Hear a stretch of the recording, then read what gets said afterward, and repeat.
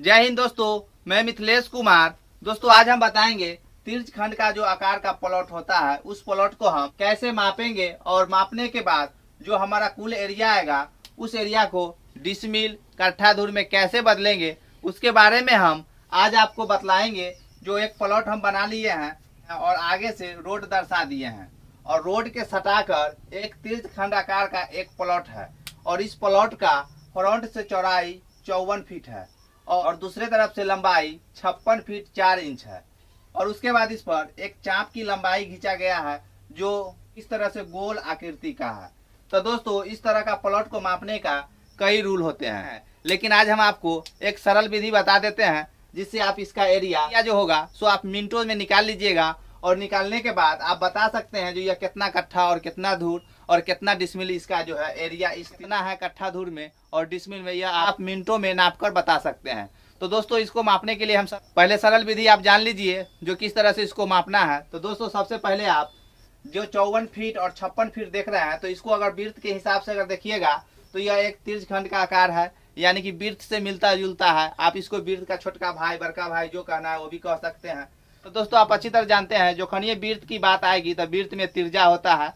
मान लीजिए एक तिरजा इसका 54 फीट है और दूसरा तिरजा जो है 56 फीट 4 इंची है। गोल जो घुमाया गया है ये प्लॉट का मेर मानिए, मेर समझिए, ये प्लॉट का मेर समझिए और वृत्त। लेकिन इसको जब आप मैथमेटिक्स की भाषा में आइएगा तो यह वृत्त का चैप्टर होगा और वृत्त के हिसाब से यह चाप की लंबाई होगा। तो इस तरह को प्लॉट को मापने के लिए सरल विधि है, जो तिरजा और तिरजा को जोड़कर आधा कर देना है और जो चाप की लंबाई है उससे उसको गुना कर देना है। गुना करने के बाद जो एरिया निकलेगा उसमें आप 2 से भाग दे दीजिएगा तो यह प्लॉट का यानी कि तिर्ज खंड का जो आकार का प्लॉट है इसका पूरा क्षेत्रफल निकल जाएगा जो यह कितना स्क्वायर फीट में है। तो दोस्तों आज हम आपको यही बताएंगे जो इस तिर्ज खंड का आकार का जो प्लॉट है इसको हम सरल तरीका से कैसे मापेंगे और मापने के बाद कट्ठा धूर और डिसमिल में कैसे बदलेंगे। तो दोस्तों यदि आप मेरे चैनल पर पहली बार आए हैं तो चैनल को सब्सक्राइब कर लीजिए और साथ ही दोस्तों यदि आपको भूमि संबंधित कोई भी क्वेश्चन पूछना हो तो आप हमें कमेंट बॉक्स में पूछ सकते हैं। तो चलिए दोस्तों हम बतलाते हैं अब जो इस तिर्ज खंड के आकार का जो प्लॉट है उसको आप कैसे कैलकुलेशन कीजिएगा। तो सबसे पहले दोस्तों हम इस प्लॉट का एक नंबर दे देते हैं, नंबर दे देते हैं 420। इस तरह का प्लॉट जो होता है बहुत कम देखने को मिलेगा, लेकिन अगर मिल गया तो वह 420 नंबर प्लॉट होगा। और यह प्लॉट जो है बहुत खचरा टाइप का प्लॉट होता है। जो अमीन थोड़ा कम पढ़े लिखे होते हैं, जो दूसरे के पीछे चल चल के जो सीखे होंगे उसको इसको अगर कहिएगा बांटने के लिए तो उल्टा पुल्टा बांट देंगे और कितना अमीन से तो इसका एरिया भी नहीं निकलता है। और जो अमीन से इस प्लॉट का एरिया नहीं निकलता है उस अमीन का नाम हमारे एरिया में अगर जानना चाहते हैं तो तरपीवा अमीन बोलते हैं। 2 बोतल तारीफ पी लेंगे नापने से पहले और उसके बाद जाएगा प्लॉट नापने और प्लॉट नापने के बाद फिर जाएगा 2 बोतल तारीफ पिएगा और उसके बाद वो अपना घर जाएगा और फीस लेगा 2000 और फीस लेगा 2000 और उससे कम नहीं लेगा। तो चलिए हम आपको बतलाते हैं जो इस तरह का प्लॉट को आप कैसे मापिएगा। हम प्लॉट नंबर दे दिए हैं 420। तो दोस्तों इस तरह का प्लॉट मापने के लिए यह तिर्ज खंड का आकार का प्लॉट है, तिर्ज खंड के आकार का प्लॉट है और तिर्ज खंड का आकार का प्लॉट है तो हम इसको तिरजा मानेंगे और इसको भी तिरजा मानेंगे। और उसके बाद जो आप गोल टाइप से इस तरह का घुमाया हुआ देख रहे हैं मेर, और इस मेर को हम चाप की लंबाई मानेंगे।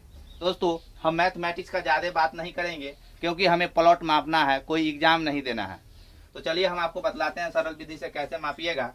तो दोस्तों सबसे पहले आप एक तिरजा यह है और एक तिरजा यह है, दोनों को जोड़कर एवरेज तिरजा निकालना है। तो ये पहले निकाल लीजिए तिरजा का औसत। तो एक तिरजा ये है और एक तिरजा यह है, तो ये दोनों तिरजा को आप जोड़ दीजिए।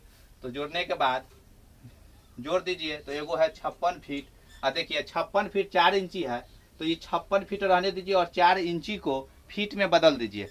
तो 4 इंची को, तो दोस्तों 4 इंची को जो है सो आप फीट में बदल दीजिए। फीट में बदलने से क्या होगा जी, ये दोनों जो है जो फीट में रहेगा, इंच का झंझट खत्म हो जाएगा। तो चलिए दोस्तों 4 इंची को फीट में बदल देते हैं। तो जब इसको आप फीट में बदलिएगा 56.34 फीट, ठीक, यानी कि 56 फीट ही रहा। और 4 इंची को जब आप फीट में बदलिएगा तो आपको आ जाएगा 0.34 फीट। तो दोस्तों हम बदल दिए हैं, तो चलिए आप बदल दिए हैं तो अभी फ्रेश में आ गया 56.34 फीट और 54 फीट, ये दोनों को जोड़कर एवरेज ले लीजिए। एवरेज का रूल होता है, जितना संख्या आप जोड़ते हैं उतना कुल संख्या से भाग देना पड़ता है, तो वो एक औसत निकलता है, यानी कि एवरेज निकलता है। तो चलिए हमको एक 56.34 फीट है, 34 फीट है, तो हम 56.34 फीट लिखे हैं। और दूसरा त्रिज्या जो है तो 54 फीट है, 54 फीट है। और हम दो त्रिज्या जोड़े हैं, दोनों त्रिज्या का औसत ले लेंगे, यानी कि 2 से भाग दे देंगे तो यह एवरेज में निकल जाएगा। तो जब इसको आप जोड़िएगा तो आपको आ जाएगा 110.34 फीट बटे 2। तो जब इसको आप भाग दीजिएगा तो आपको आ जाएगा 55.17 फीट, यानी कि ये मेर और ये मेर, यानी ये वाले जो त्रिज्या है 100 और ये त्रिज्या है 100, ये दोनों को जब हम जोड़े हैं तो दोनों का एवरेज जो निकला है सो 55.17 फीट निकला है। और ये जो चाप की लंबाई जो हम बोल रहे थे यहाँ से यहाँ तक जो ये मेर देख रहे हैं, ये मेर पूरा जो है सो 75 फीट है। तो चलिए पहले हम लिख लेते हैं औसत त्रिज्या कितना आया है, 55.17 फीट। ये औसत त्रिज्या निकला है ये मेर का और ये मेर का।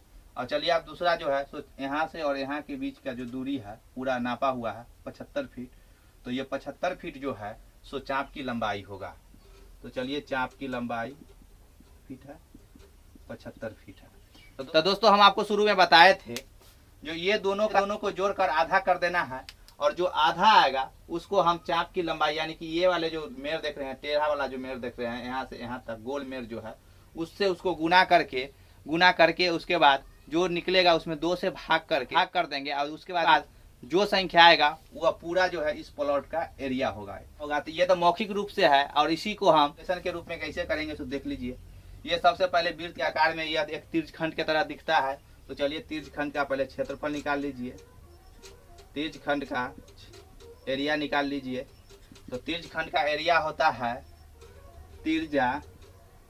तिर्यजा गुने चाप की लंबाई बटे 2। तो दोस्तों हमको तिर्यजा कितना आया है औसत, तो औसत तिर्यजा हमको आया है 55.17 गुने चाप की लंबाई, तो चाप की लंबाई कितना है तो 75 फीट, और ये दोनों फीट में है। और इसमें भाग कितना कैसे करना है तो 2 से करना है। चलिए इस सबको जब गुना करिएगा तो आपको आ जाएगा 4137.75 वर्ग फीट बटे 2। हम तो जब आप इसको काटिएगा तो आपको आ जाएगा 268.875 वर्ग फीट। तो दोस्तों जो हमारा वर्ग फीट निकला है 2 से भाग देने के बाद वह पूरा यह प्लॉट का एरिया निकला है। तो चलिए दोस्तों हमको तो यह पूरा पता चल गया जो इस प्लॉट का जो एरिया है सो वर्ग फीट में कितना है। तो चलिए दोस्तों जो हमको कुल एरिया निकला है उस एरिया को हम कट्ठा, धूर और डिसमिल में कैसे बदलेंगे। तो सबसे पहले आप एक बात जान लीजिए, जिस एरिया में 1360 वर्ग फीट बराबर 1 कट्ठा जमीन होता है, उस एरिया में एक धूर का मान जो होगा सो 68 वर्ग फीट होगा। तो चलिए हम 1360 वर्ग फीट के हिसाब से इसका हम कट्ठा धूर में बदल देते हैं। तो दोस्तों एक धूर बराबर 68 वर्ग फीट होता है, तो एक धूर का वैल्यू से हम कुल वर्ग फीट में भाग दे देंगे तो हमको कुल धूर प्राप्त होगा। तो चलिए कुल धूर निकाल लेते हैं। कुल धूर बराबर होगा 268.875 वर्ग फीट भागा 68। जब आप इसको काटिएगा तो आपको प्राप्त होगा 30.42। तो हमको कुल धूर कितना आ गया, कुल धूर आ गया 30.42, यानी कि जो कुल एरिया था उसको हम 1360 वर्ग फीट बराबर जहाँ 1 कट्ठा जमीन होता है उसके अनुसार से इसको जब बदले हैं, इस एरिया को उसमें बदले हैं, तो हमको जो प्राप्त हुआ है 30.42 धूर प्राप्त हुआ है। तो दोस्तों आप लोग अच्छी तरह से जानते हैं कि 20 धूर बराबर होता है 1 कट्ठा, तो हमको यहाँ कुल 30 धूर है, तो 30 धूर में से पहले 20 धूर निकालिएगा तो वो 1 कट्ठा हो जाएगा, और उधर बच गया 10 धूर, 20 10 30, तो 10 धूर लिखेंगे। 1 कट्ठा 10 धूर जमीन प्राप्त हुआ, और ये जो पॉइंट 42 देखते हैं, सर्वे रूल के हिसाब से इसको कैलकुलेशन में लेंगे। लेकिन जो कट्ठा धूर लिखने की बात होगी उस समय हम इस 42 को नहीं लिखेंगे। अगर यही 50 प्लस रहता यानी कि रहता तो हम यहाँ 11 धूर लिखते, लेकिन कैलकुलेशन के हिसाब पर हम जितना निकला है उतना ही लेते। तो दोस्तों आप समझ गए होंगे जो ये कट्ठा धूर जो है सो कैसे निकला है। तो दोस्तों आप समझ गए होंगे जो इस तरह का प्लॉट अगर आपको मिलेगा तो उसको आप किस तरह से कैलकुलेशन कीजिएगा।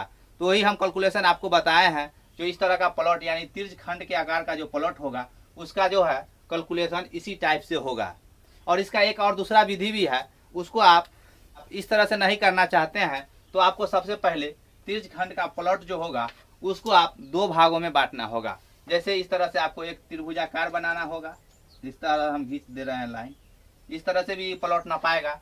एक प्लॉट को दो भाग में बांट देना है, तिरछ खंड का जो आकार का प्लॉट है उसको दो भाग में बांट देना है। जब ये दो भाग में इस तरह का प्लॉट को बांटिएगा तो एक त्रिभुजाकार का आकार का बन जाएगा और एक अर्धवृत्त टाइप का बन जाएगा।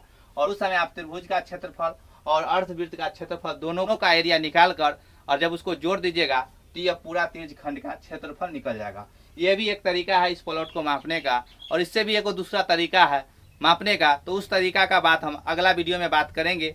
फिलहाल आपको हम जो बताए हैं वो आप समझ गए होंगे उसको हम कैसे निकालते हैं। तो दोस्तों हम आशा करते हैं कि जो हम एरिया निकालना बताए हैं वो आप समझ गए होंगे। तो चलिए दोस्तों, वीडियो देखने के लिए बहुत बहुत धन्यवाद।